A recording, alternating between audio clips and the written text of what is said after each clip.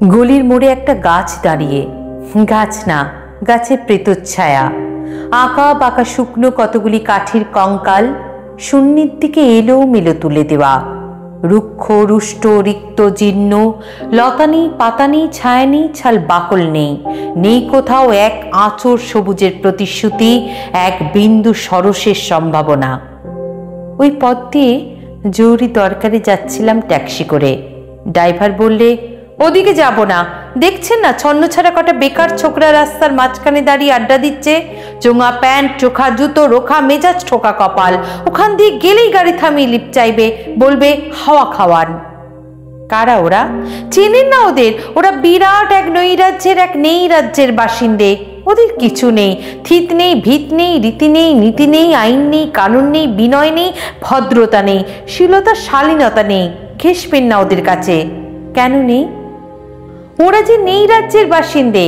ওদের জন্য কলেজে সিট নেই, অফিসে চাকরি নেই, কারখানায় কাজ নেই, ট্রামে বাসে জায়গা নেই, মেলায় খেলায় টিকিট নেই, হাসপাতালে বেড নেই, বাড়িতে ঘর নেই, খেলার মাঠ নেই, অনুসরণ করবার নেতা নেই, প্রেরণা জাগানোর প্রেম নেই, ওদের প্রতি সম্ভাষণে কারো দরদ নেই।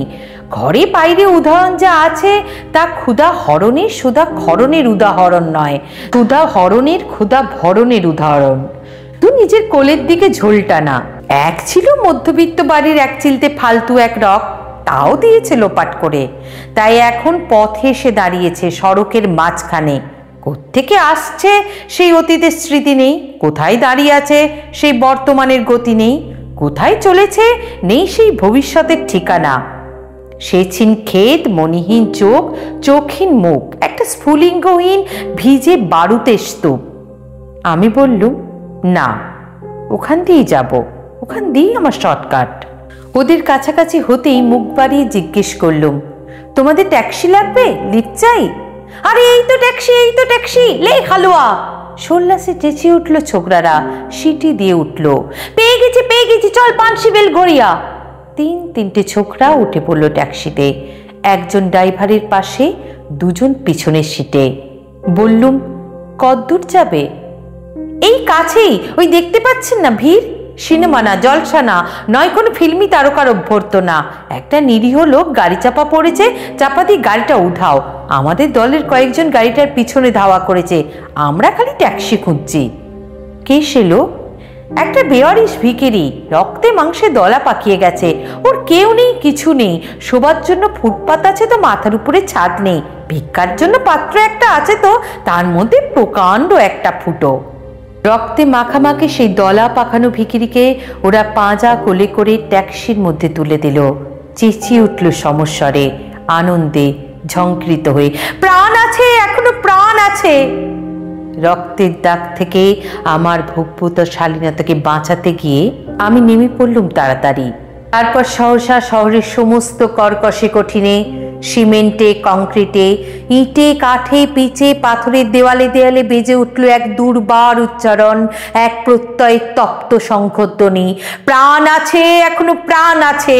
প্রাণ থাকলেই স্থান আছে, মান আছে, সমস্ত বাধা নিষেধের বাইরেও আছে অস্তিত্বের অধিকার।